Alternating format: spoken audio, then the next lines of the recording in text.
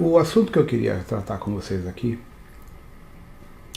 é meio que reforçar uma questão sobre a conversa com a Bárbara. Hoje eu tive uma conversa com ela pela manhã, né? Sempre pela manhã, por causa do fuso horário, né? Que ela mora na Áustria, em relação às questões que ela andou captando dentro da reciclagem do curso dela de Theta Healing e as práticas, porque ela foi do budismo muito tempo, o budismo tibetano, Siddha Yoga, então o Theta é uma parte, ela já vem da disciplina do budismo, taoísmo em si, meditação, yoga, prana yoga, kriya yoga, tudo isso já há muitos anos.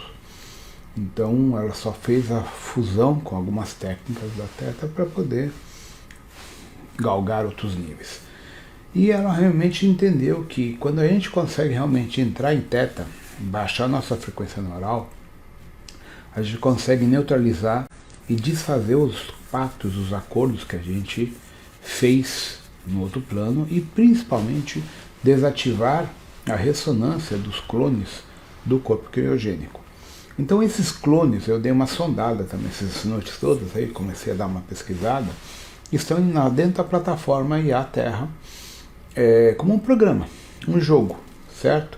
E esse jogo é ressonante com a gente a nível de orixá de cabeça, né? Então ele tem uma informação, X, Y e tal.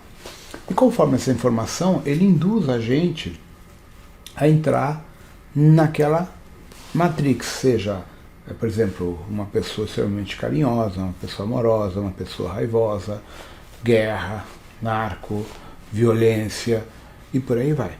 Então, essa clonagem, esse clone, ele basicamente representa um programa neurocognitivo na qual a função dele é impedir que a gente saia da roda de Sansara, gerando assim os falsos, os pactos holográficos com o demônio, os pactos holográficos com draconianos, chopates, etc., no conceito de aprisionamento pelo sofrimento, pelo karma, pelas atitudes incorretas, pelas atitudes que ferem a diretriz crítica que é não faças ao próximo o que não queres a ti mesmo. Então essa é a primeira diretriz, a primeira matriz. E quando nós entramos na roda de Sansara aqui na Terra, nós acabamos por, muitas vezes, extrapolar essa diretriz. E aí entra o sentimento de culpa, o sentimento de fiz coisa errada, estou em pecado e tenho que voltar a reencarnar para poder me redimir do erro anterior. Só que quando você volta, tua memória é apagada. Aí você volta sem memória, sem condições de se redimir e com a informação exatamente igual à anterior que vai te fazer você reincidir no erro da encarnação anterior. Essa é a pegada. Por isso que eles apagam nossa memória a cada ciclo reencarnacional e também tem a ver com apagar nossa memória quando a gente volta das missões astrofísicas sonhando ou em projeção astral. Então, muitas vezes a gente leva uma vida dupla. Aqui a gente está na Matrix e lá do outro lado a gente está trabalhando, tá? Mas basicamente o grande problema que a gente tem que entender é esse.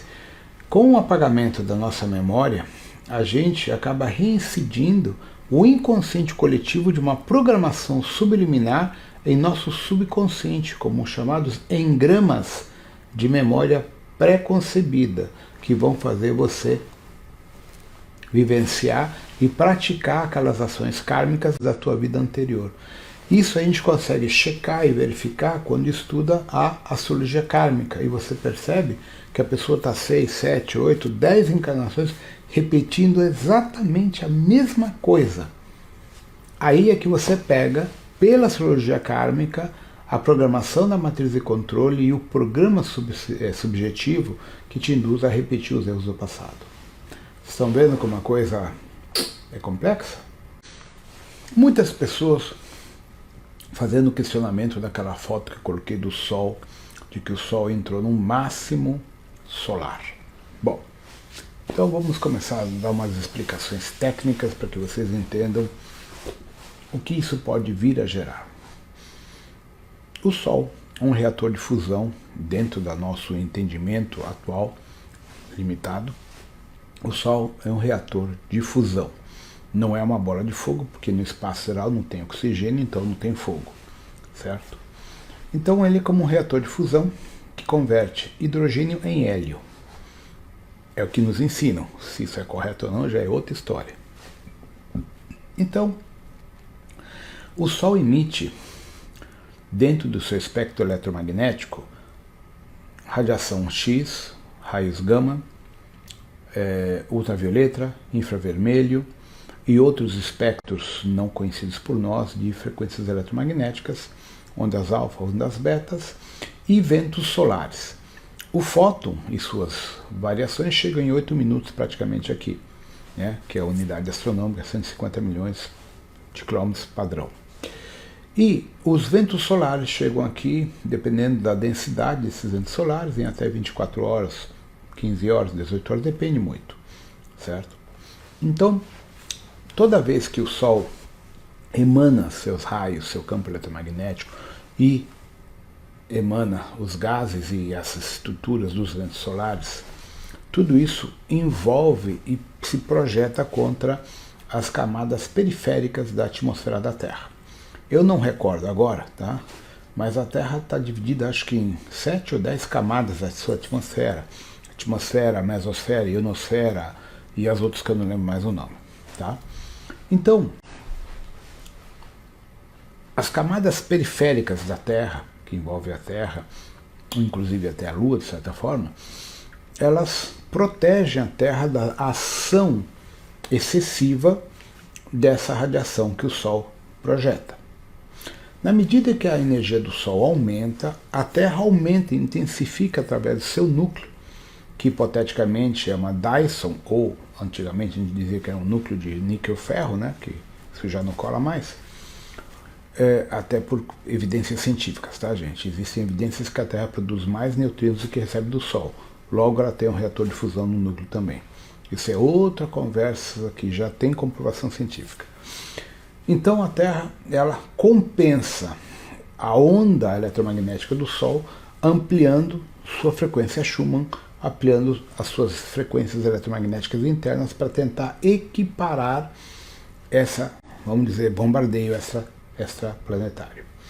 Então, como os polos da Terra estão invertendo e o polo magnético já passou da Tailândia, já houve inversão, tá? Nós temos uma deficiência eletromagnética na Terra, fazendo com que haja um aumento da incidência de radiação do Sol que está afetando os animais migratórios, está afetando os seres humanos com ativação neural tal, e precisando usar remédios tarja preta para poder baixar a atividade cerebral. O grande problema desse máximo solar é que, na verdade, nós não temos um mapeamento real do Sol. Nós estamos testando, medindo, fotografando e mensurando o Sol com a nossa tecnologia precária há 50 anos, ou até menos de 50 anos. Tá? Então, o que acaba acontecendo? A gente fala, a Terra teve um mínimo solar, o máximo solar, que a cada 11 anos ele muda. Mas nós não temos um real parâmetro. Até que ponto o máximo solar pode chegar? Até que ponto o mínimo solar pode chegar? A gente não sabe.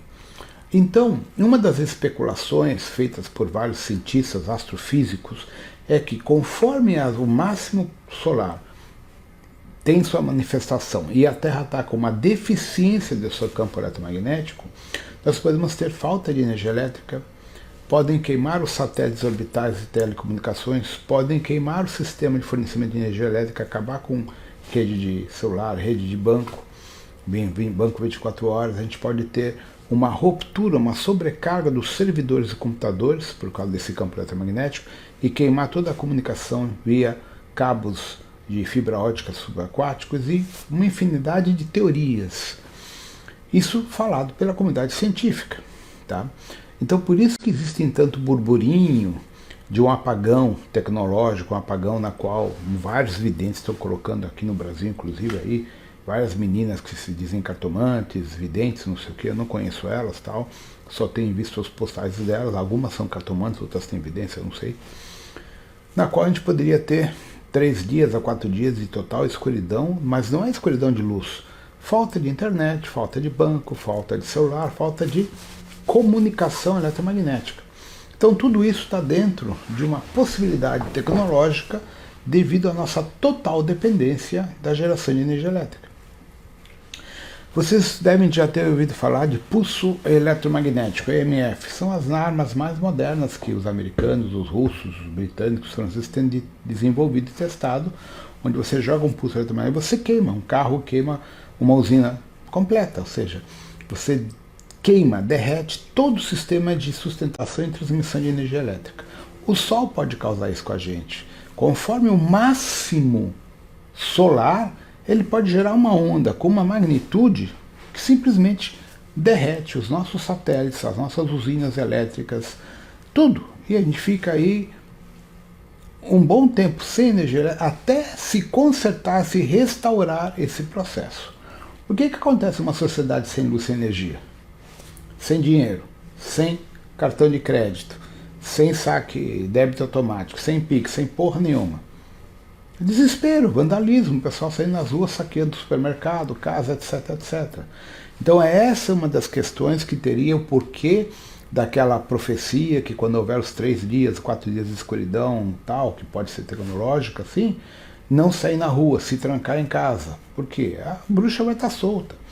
Então, existe uma infinidade de teorias com base numa estrutura científica. Se o Sol gerar um máximo comum acima do mensurável, ele vai derreter todo o nosso sistema de fornecimento e transmissão de energia elétrica. E até isso se consertar, ser restaurado, são alguns dias ou semanas, certo? Até restaurar os satélites, o sistema de fornecimento de internet, de Wi-Fi, não sei o que, podem ser talvez alguns meses. É o que já está sendo dito. Entende? Então, nós entramos agora numa outra questão. Toda essa atividade eletromagnética de um máximo solar repercute na Terra, no seu campo magnético, gerando uma panela de pressão. Essa panela de pressão faz com que nossas crostas, nossas placas tectônicas enchem de dentro para fora e gerem terremotos. Esses terremotos geram ativação vulcânica. E esses vulcões, esses terremotos geram tsunamis. E justamente toda essa anomalia gera alteração climatológica. Furacões, tempestades, ventos, temperaturas extremas para cima e para baixo. Tá? O que já está acontecendo. Se as pessoas começarem a mapear o planeta, em todo lugar está tendo alguma catástrofe. Ontem, para hoje, houve um terremoto 6 pontos não sei o que, na magnitude, não sei em que parte do planeta, eu não recordo agora. Então, tudo isso que está acontecendo é um efeito do aumento eletromagnético das atividades solares, do enfraquecimento do campo magnético da Terra e da aproximação do Ecolobos. Fora um terceiro evento do núcleo galáctico, que também está em ondas de aproximação com outro tipo de radiação de ondas gravitacionais. Esses são os fatores exógenos que afetam a Terra.